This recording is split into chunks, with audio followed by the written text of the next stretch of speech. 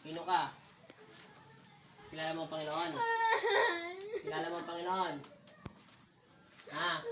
Kilala mo si Jesus? Ha? Kilala mo? Kilala mo si Jesus? Ha? Kilala mo? Ha?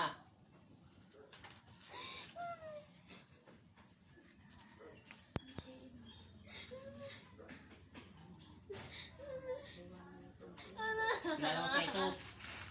Kilala mo ang Panginoon? Ha? May takot ka sa Kanya? Ha? Kilala mo ang Panginoon? Kilala mo ang Panginoong Jesucristo? Pag hindi ka nakipag-usap sa akin, pipilipitin kita sa loob ng katawan ng taong ito. Ano pa pangalan batang to? Pag pipilipitin kita sa katawan ni Nicole. Ha? Kilala mo ba ang Panginoon? Ha? Sagot! Kilala mo ang Panginoon? Tao ka hindi? Yung totoo. Tao ka ba hindi? Tao ka? Tao? Hindi. Ay, bahala ka. Mag-aabutan tayo rito ng isang oras. Pipilipitin kita dyan hanggang hindi ka nagsasalita. Kilala mo ang Panginoon? Sagot! Ah, kilala mo? Hindi mo kilala ang Panginoon Kristo? Ha? Tao ka hindi? Sagot! Kung pinapilipitin yan, tanggalin dyan. Sasaktan kita sa loob ng katawan niya. Akalain mo nakapatong pa lang yan, no? Hindi pa kita nilalagyan ng krus. Alis ka sa loob ng katawan niya. Ha? O, sige. Umayos ka. Ayusin mo katawan niya. Ginagawa mong kanggaro katawan niya. Tulong. Ayos. Alis ka na sa loob ng katawan niya. Pero sagutin mo muna ako bago kita palisin. Naintindi mo? Eh, nandiyan ka na kasi. Hindi pa nga kita tinatawag. Kung sino nananakit sa loob ng katawan ng tao nito, nandiyan ka na agad sa loob. Akala mo, hindi kita nakita kanina. Di ba sabi ko sa'yo, babalikan kita pag bumalik to. Eh kaso, nagpahuli ka agad. Eh, wala akong magagawa. Kasalanan mo yan eh. Nagkasalubong na tayo kanina. Mayroon na akong importanteng gagamutin. Hindi ka pa rin umalis sa loob ng katawan niya. Alis ka na. O sige, sagutin mo muna ang tanong ko. Ano pangalan ko? Nicole. Sa loob ng katawan ni Nicole, ikaw ba ay babae, lalaki? Babae ka ba? Babae ka ba? Yung totoo. Alis ka sa loob ng katawan niya. O eh, sagutin mo muna yung tanong ko para hindi tayo mag-away. Tingnan mo nga lang yan, oh. Nakapatong pa lang sa'yo yan. Tanda mo, ganyan katindi yan. Sakit yan, di ba? Babae ka, lalaki? Babae. O, di maganda usapan. Hindi na tayo naghihirap. O, sige, hindi kita sasaktan, ha. Tatanggalin ko yan, ha. O, sige. Makikipag-usap ka. Makikipag-usap ka. O, sige. Maayos, ha. Tingnan mo, ha. Daliri na lang ng Panginoon Kristo ang gagamitin ko sa'yo. 2 daliri lang. Ito lang ang tanong ko sa'yo. Babae ka? Tao ka, hindi? Ano ka? Kaluluwa, anghel, demonyo, etc. Ano ka? Kaluluwa ka ba? Kaluluwa ka ba? Lakasan mo, kaluluwa ka ba? Eh, bingi ako eh. Pasensya ka na, may napanranig ko. Babae daw siya. Kaluluwa ka? Oh, yun. Ayusin mo yung mukha mo. Kawawa naman yung batang ito. Ngayon, saan ka nakatira? Sa loob ng bahay nila o sa labas ng bahay nila? Sa loob, kapitbahay? Ay, sa loob ng bahay. Lakasan mo, bingi kasi ako. Sa loob ka ng bahay. Ilang taong ka na? Alam mo kung ilang taong ka na? Bata ka pa ba o dalagita ka na o dalaga ka na talaga o may anak ka? Ano? Ha? Ano? Lakasan mo, bingi nga ako. Ulitin mo, ano? Ay, ginahasa ka. Ilang taong ka na? Alam mo? Matagal ka ng patay? Oh, naririnig niyo po ha. Sabi niya isa siyang babae, ginahasa daw siya, nasa loob daw siya ng bahay nila. Ikaw ba sumanib lang dito kay Nicole? O nakita mo lang nasa loob ka, doon ka na nakatira sa bahay nila? Sa loob ng bahay nila? Doon ka nakaburol? O doon yung mga buto-buto mo? Ganun ba? Na ito na lang mapapayo ko sa'yo. Tanggalin mo muna yung lahat ng sakit mo dyan. Ay sakit ng batang ito nararamdaman, pati yung katigasan ng ulo niya at makulit sa lola, etc. sa magulang niya. Pagkatamad daw, alisin mo dahil sa'yo yun, dahil hindi ka gumagalaw. Pag naalis mo yun, i-request ko sa Panginoon Kristo na pakyatin ka. Naintindihan mo? Magandang usapan. O sige, umayos ka ng upo. Sundin mo yung katawan niya. Yan, wag mo yun. Tanggalin mo, linisin mo. Linisin mo, wala nang akong ginamit sa'yo eh. Ubusin mo lahat. Ayusin mo yung buhok niya. Hindi ganyan, para mo siyang binubruha eh. Sige, linis, tanggal. Wala nang akong ginagamit sa'yo. Yan na nga. Sige, ubos. Linisin mo si Nicole. Lahat ng naramdaman niya. Matagal ka na ba sa loob ng katawan niya? Taon na ba o buwan? Ilang taon? 1, 2, 3, 4, 10 taon. Ilan? 1 taon? Meron na 1 taon? O, sige, tanggal. Alisin mo, linisin mo. Lahat. Titingnan ko nga yung kaluluwa mo.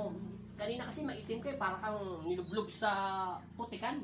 Kaya hindi ko matanaw kung maligno ka ba, etc. ka ba. Mababait naman ako kausap eh. Sige, linis. Lahat. Linisin mo. Tapusin mo. Meron pa, wala na? Ha? Tamad tong hindi, matagal na tong nasa loob ng 1 taon na daw siya eh. Wala na. Wala na. O sige. Ayos ka. Sunod mo yung katawan niya para hindi siya mahirapan. Yan. O, pakinggan mo ako ha. Naintindihan mo ako. Mayroon ako ipapakita sa'yo para malaman ko kung ilang taon ka na namamatay. Ilang minutes na? 6. 6 na. Abutin tayo ng 6. Hindi siya pwede patagalin. Naintindihan mo?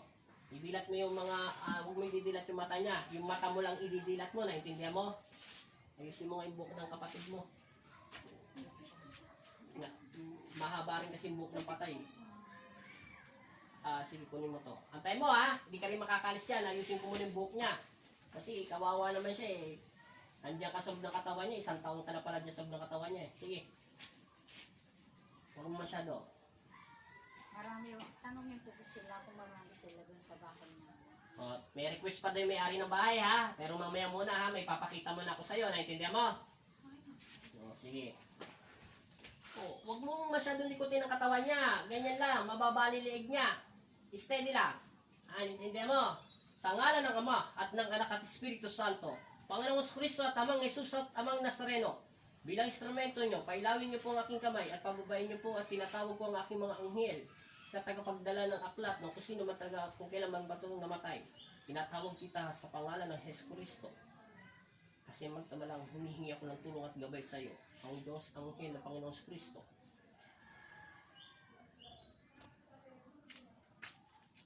May nakita ka liwanag? Ilan? Babae siya, lalaki? Liwanag lang. May nakikita ka doon sa kamay nila, wala? Peres liwanag. Matagal na itong patay. Meron siya nakikita liwanag. 2 liwanag. Saan nagmumula liwanag? Sa alap-alap ba ng langit? Yung ano ba tawag nito? Sa taas lang. Masyado makinang ang liwanag. Nakakasilaw. Galing sa taas. Nagmula. So sige, maswerte ka, patay ka nga. Alam mo, hindi mo rin ako maisahan. Ngayon, ito na lang. Nakikita mo yung 2 liwanag, di ba? Yan ay ang anghel na Panginoon Kristo, taga-sundo sa'yo. Dahil matagal ka ng patay dito sa lupa. Hindi na niya tatanungin, kukunin ka na niya agad kasi matagal ka na. Kasi tagang pangat ang mukha mo, para kang binasag-basag yung mukha mo sa loob ng katawan niya. Kaya sabi ko sa'yo kanina, nakita na kita. Ito na lang huling kong tanong, sabi ng may-ari ng bahay. Ilan daw kayo nakatira doon sa bahay nila? Marami ba kayo? Konti? Marami kayo?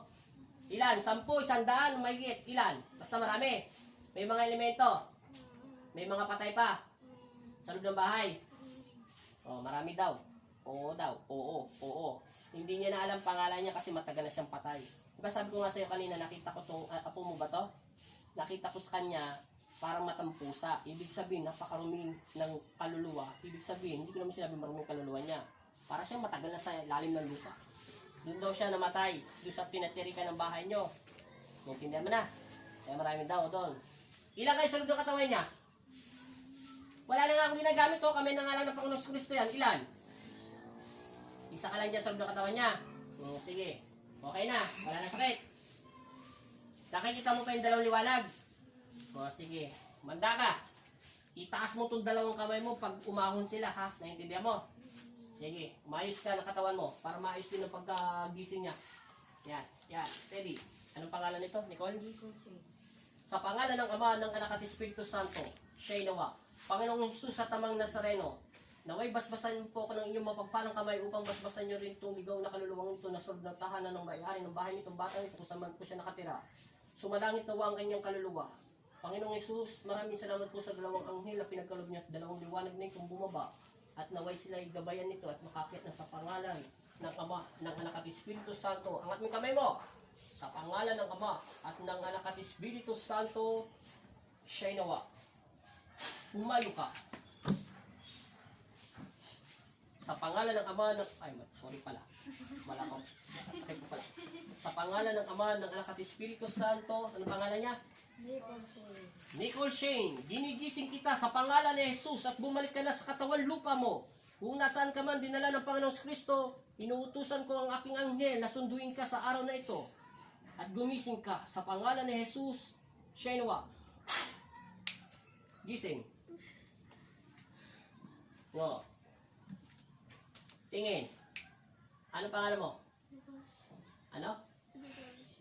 Nicole Shane, ano ang apelido mo? Isgera. Nicole Shane Isgera. O ngayon, may nakikita ka? Ano? Nakikita mo na ako? Hindi na pangit. Ba't ka tumatawa? Seryoso ako. Ngayon, may nakita ka ba liwanag? Wala. Ilan liwanag nakita mo? Babae sila, lalaki? Doon sa bahay nyo, yung kaluluwa mo, saan ka dinala ng reincarnation, ibig sabihin yung travel, kung saan ka dinala ng kaluluwa mo, saan ka dinala? May nakita mo na ba yun? Pero alam mo, ibig sabihin, sorry pala, ibig sabihin, wala kang alam. Hindi mo alam kung sa liwanag sa dilim. Saan ka dinala? Sa liwanag o sa dilim? Saan liwanag? Hindi mo alam yun? Hindi ka kasi nagdarasal. Ayun yung ulap. Doon dinadala yung mga taong mga kaluluwa mo para hindi ka sapian ng mga ibang kaluluwa at makita ka. Ngayon mo lang nakita liwanag na gano'n. At di mo pa alam, di mo pa nakapunta sa ulap. Swerte ng ibang tao na para daw sila nasa ulap, para daw... Sabi ko kasi silipin mo yun nasa paligid mo. Ilan na minutes na? 12, tawa ng tawa. Hindi na ka ba? Gayahin mo ako para bumalik yung lakas mo. Pinapatawa lang kita. Matagal na siyang patay, nirip daw siya. Ginahasa. Kaya mo ko, huwag ka nang pumigit. Panginoong Jesus, Amang Nazareno, sumalangit nawa ang kaluluwang sumanib sa akin. Sana'y tanggapin niyo po siya at maging payapa nawa ang kanyang kaluluwa. Sa pangalan ni Jesus. Amen. Panginoong Jesus, Amang Nazareno, maraming salamat po sa araw na ginamot mo ko. At sana po kayo ang una't maghari sa aking buhay. Kayo at ikaw ang sinasabi ko, kayo ang manguna sa aking buhay. Amen. In Jesus' name, Amen. Dikit. Yoko. Bilang. Dikit. Sabi mo, ano ka, nirape ka. Ilang minutes na? 13. Meron pa tayong dalawa. Sabi mo, nirape ka. Oo, sabi mo, nire-rape ka. Kung tinitingnan niya daw, di ba sinabi niya, nire-rape daw siya? Oo. Kaya ka pala tamad eh. Kasi matagal na siya dito sa lupa. Hindi niya matanggap na nire-rape siya. Oo, may record ka dun oh. Anong sasabi mo sa Panginoon? O ngayon, ang dapat mong gawin? Tapos pangalawa, sumunod sa lola, sa magulang. Huwag maging salbahe. Titirahan ka ng mga body spirit. Pag nakita ng mga body spirit may kaluluwa nakapasok sa loob ng katawan mo, sasama sila dyan. Hanggang magwala ka na at hindi ka na makatulog. Naintindihan mo na? Maraming multo sa bahay nyo. Maraming salamat po, Panginoong Hesus. Paano siya matatakot? Hindi naman yan ang anak mo. Ay, anak mo ba to? Apo. Hindi naman yan ang apo mo. Kausap mo, hindi mo naman apo. Ganun talaga yun, Nay. Mahirap paliwanag sa sensya yun. Maraming salamat po, Panginoon.